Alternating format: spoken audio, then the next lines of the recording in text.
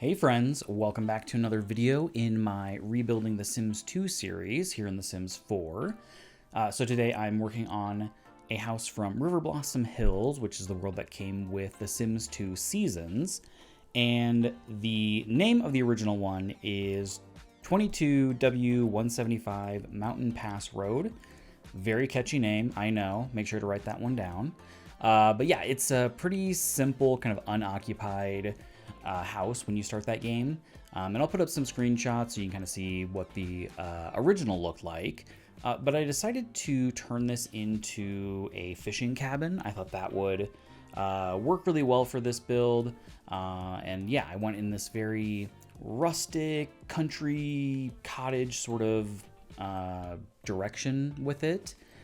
And yeah, you'll have to let me know what you think. But yeah, used a lot of horse ranch, cottage living, outdoor retreat, base game.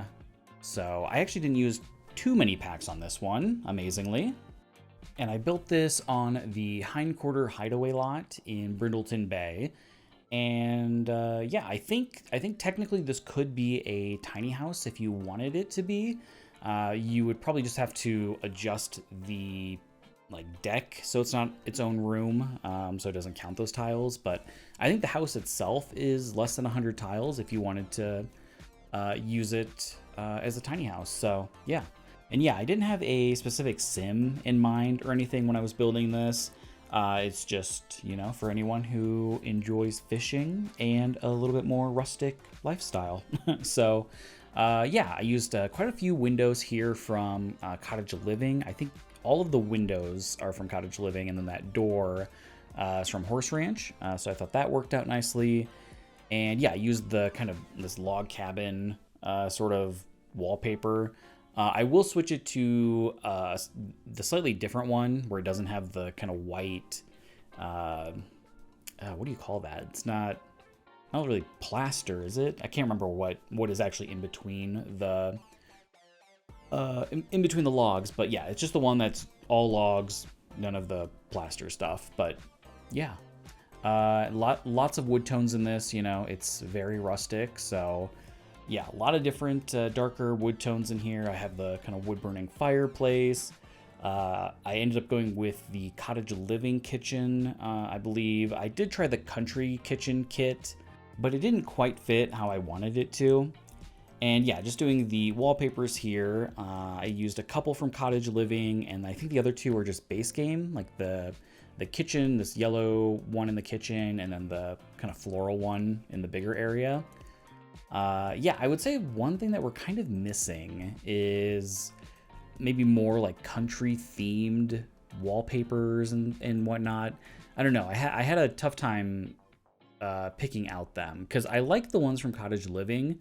But there were only really 2 or 3 options. And one of them was like very cutesy, which, you know, is fine in certain places, but it didn't really fit into this sort of fishing cabin that I was going for. So yeah, that would be kind of nice if we had a couple more options there.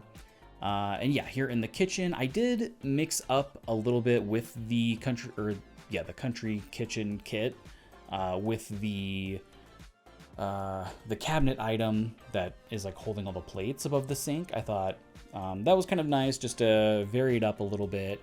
I really wish they had done matching colors on those though with the Cottage Living kitchen.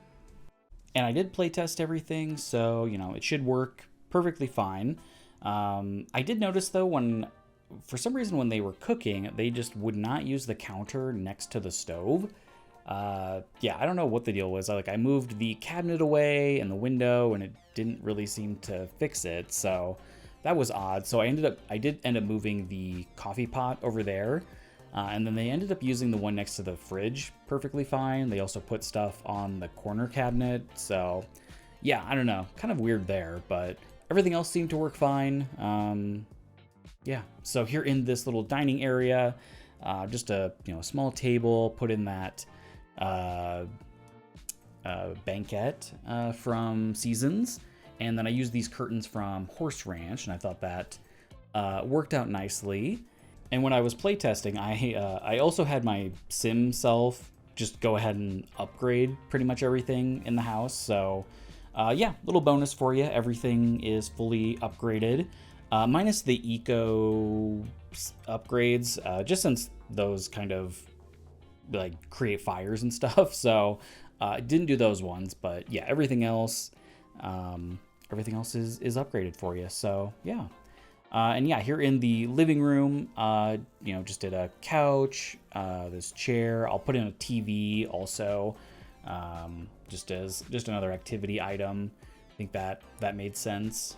And this house is probably more cottage than cabin, technically, at least for the inside, just since I don't know, I could have done the log cabin sort of wallpaper inside, but it just felt like a lot.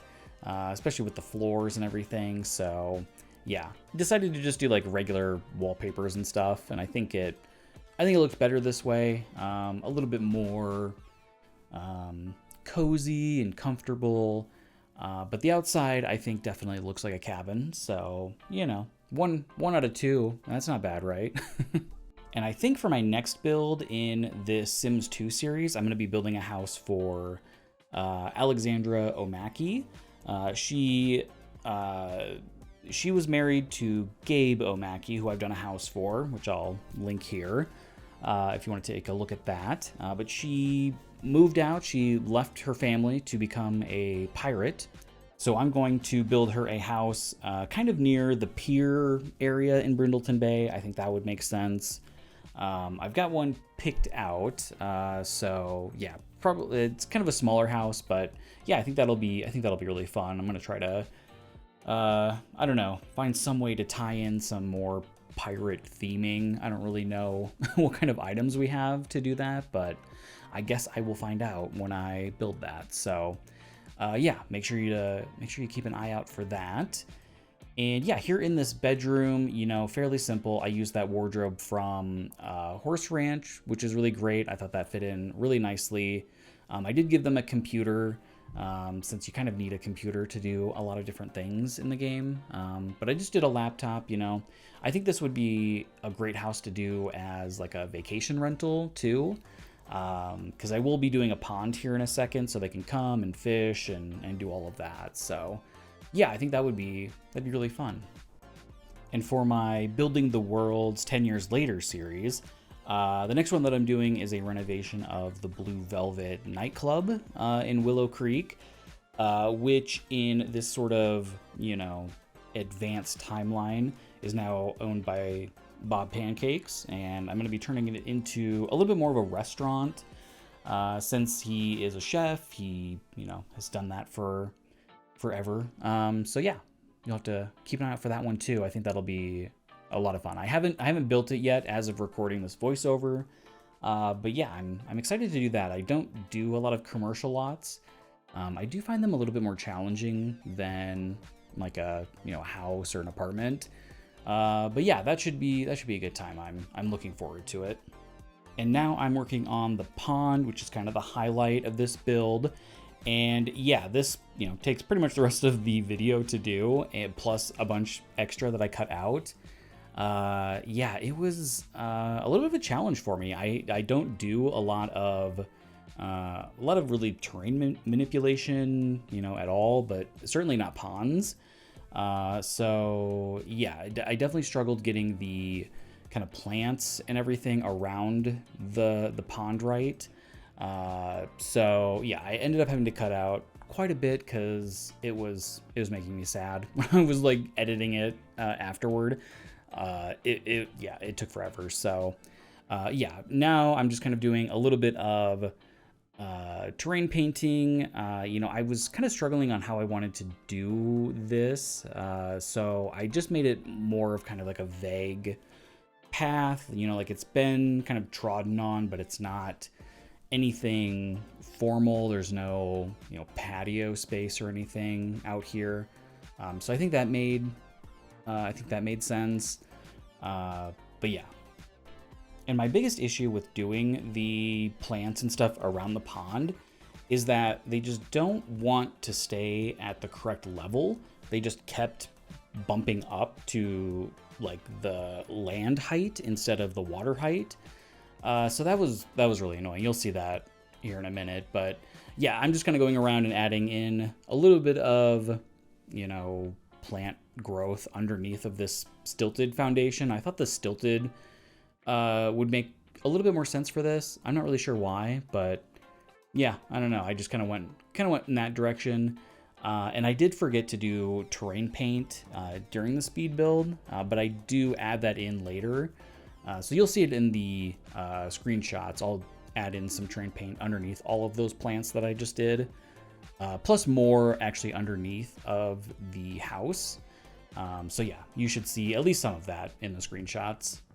And with as lush and overgrown as this area of Brindleton Bay is, I wanted to make sure that, you know, the lot would fit into the area. So I ended up using a lot of grass and, you know, shrubs and flowers and stuff. And here with the rocks, I tried to use rocks to kind of mask that the reeds were kind of sticking up above the water. So yeah, I kept a little bit of that in just so you can kind of see what I was trying to do. But I ended up getting rid of all of that. Same with, yeah, those flowers on the side. Yeah, I get rid of that, and then I end up using just some long grass instead, which worked pretty well to kind of mask a lot of that. So I use a few of those. I'll kind of scatter in, you know, some different wildflowers, some of these reeds, just to kind of fill it up a little bit better. But yeah, I don't know. I need some sort of like update or like an additional tool so you could raise things up and down better. Yeah, it's really frustrating to try to work on any sort of hillside in The Sims. I mean, I could have used the tool mod, but I didn't want to use that extensively. I usually only try to use that for, you know, a couple smaller things in a build. Just since, you know, it's not as accessible, and if you accidentally move something, you're not going to be able to put it back. So, yeah, I didn't want to use that extensively in this. And I did add in some of those special effects. So there's, you know, some ducks kind of floating around. There's some dragonflies and lightning bugs and stuff like that. So that's really nice in live mode. You can see all of that. The log, I didn't realize also you can have like turtles come out and like kind of sun themselves on that log. So that was fun. When I was playing around with it, I noticed that. So yeah, I think overall the pond turned out all right, especially for what's basically my first time. So let me know what you think, if I should have done anything differently. Would love any feedback on that. And now I'm just finishing up with the lighting on the lot, and then I'll leave you with some screenshots. So yeah, I just want to say thank you so much for watching today. I really appreciate it. I know there's a million other things you could be doing right now, so it means a lot. If you enjoyed the video, please leave a like. That helps a lot. And please subscribe if you'd like to see more. Thank you so much. Have a great day.